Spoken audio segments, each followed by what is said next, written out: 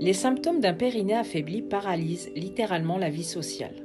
La rééducation périnéale aura pour objectif, d'une part, d'améliorer l'hygiène de vie de la patiente pour arrêter d'affaiblir le périnée, ainsi faire en sorte de calmer la vessie lorsqu'elle est hyperactive.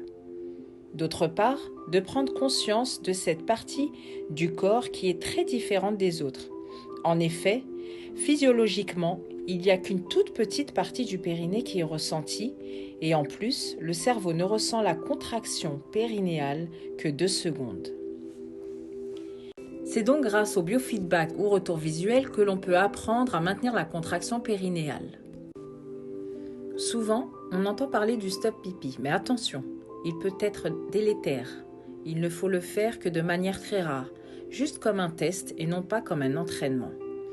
En effet, vous risquez de détraquer votre vessie, elle ne saura plus se vidanger correctement et vous serez plus sujette aux infections urinaires. L'auto-rééducation ou les entraînements ne doivent pas être initiés sans avoir commencé des séances avec un kiné spécialisé.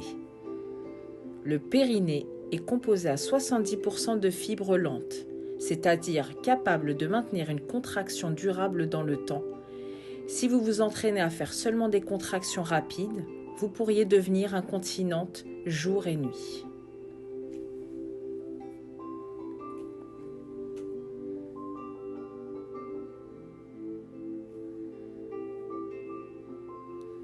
Pour conclure cette vidéo, j'aimerais de nouveau insister sur l'importance du transit parfait, à savoir 1.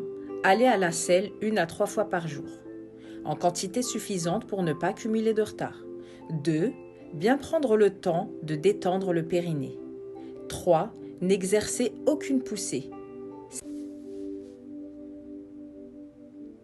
C'est au côlon que revient la tâche de faire avancer les selles. Pour arriver à ce résultat, il est primordial d'ajuster sa consommation d'eau et pour éliminer le retard, on peut s'aider des graines de lin.